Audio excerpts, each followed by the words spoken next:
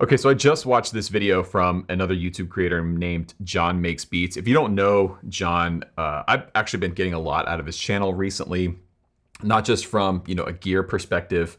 I'm looking at getting more into sampling and things like that, but he's an excellent creator, a musician who does an amazing job at documenting the creative process and making music, not just beats, but just music in general, using these different tools. And this video talks about why we need more musicians making music on YouTube. Now, I'll have it linked down below or up here in the card. You should absolutely go watch John's video. I'm going to echo some of his points here in this video because this is something that I've been actually thinking about and sort of struggling with on my own channel here for the last few months. For years on my channel, I have made music for these videos, intro tracks for demoing a piece of gear, etc. But those videos have never been about the process of making the music. Instead, they've been about the piece of gear that I'm highlighting, whether it's a pedal or an amp or a guitar or plugin, because I know that that's what the audience, you, are going to click on. See, YouTube is all about marketing. It's all about titles and thumbnails. And if you want to be successful on this platform, you learn pretty early on that you have to nail the title and thumbnail. And this is something that I continually struggle with, and every other YouTube creator I know struggles with.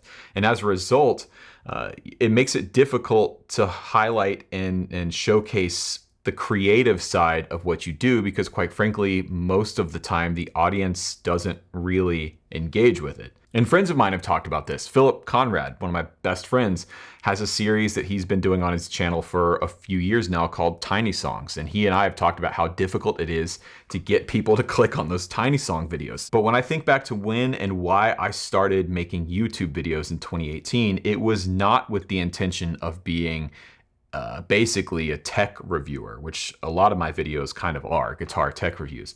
It was not necessarily with the intention of creating and selling video courses. It was definitely not with the intention of being a business and creating an online business. YouTube for me was a creative outlet because at that time I was a hired gun touring guitar player, which was amazing, but my job basically meant that I was a glorified cover guitarist. I was playing other people's parts for the most part, on songs I didn't write, on records that I didn't record on things I didn't produce or have a hand in creating. So for me, the YouTube channel was that thing that I was desperate for. I needed a creative outlet. And then as it grew and then became my job, this is how I make my living, it sort of shifted. When you're paying your mortgage with this type of creative work, it forces you to start to focus on things that are going to do well, making videos or content that the audience is going to click on and engage with. And this is where John's video has inspired me. It's sort of a call to action for those of us out there that make music to start making music and documenting the process of making music on YouTube.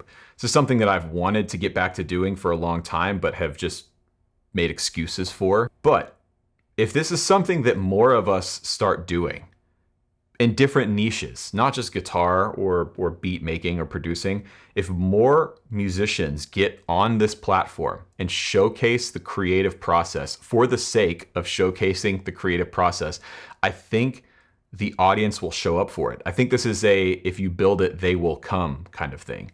And so I'm going to echo John's call to action in this video because I know right now, there are people watching this video that have been thinking about trying something like this, been thinking about wanting to make a YouTube video on writing a song or producing a beat or recording, a guitar part or whatever it is.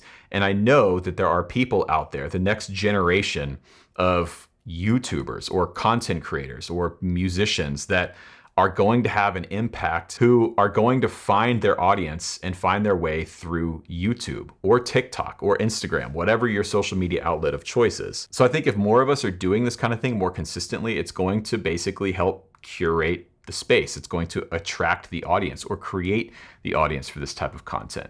And I have ideas on how I want to do it, but there are people out there that are watching this that are far more creative than I am, that are far more talented than I could ever dream of being.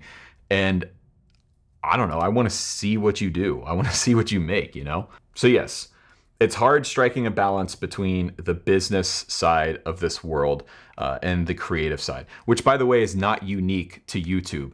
I think every professional musician deals with this on some level, whether you're, Chapel Roan or you're a hired gun guitar player. You constantly have to find a way to strike the balance between your creative voice and what you want to do versus what your audience wants to hear. What's going to sell tickets? What does your label want to hear? What's going to keep your streaming numbers up? So this video basically is a call to action, echoing John's video, and also sort of a way for me to hold myself accountable to start doing these creative storytelling, musician, creator type videos again. Something I haven't done on the channel in quite some time. And I don't know how consistently they'll be coming out, but I know that, especially after the release of my EP, that making and creating and releasing original music is now very, very important to me, something that I want to pursue and something I want to grow in. And I think this is going to be a pretty big avenue in helping me do that. So let me know what you think in the comment section down below. Once again, go check out John's video, his channel, link down below. It's incredible. I've learned so much from it. Being a guitar player, trying to get into more of the sampling, production-based world, it's been amazing. Also stream my EP, link down below as well. Okay, that's gonna do it for today's video. My name is Rhett Shull. Thank you so much for watching, and I'll catch you on the next one.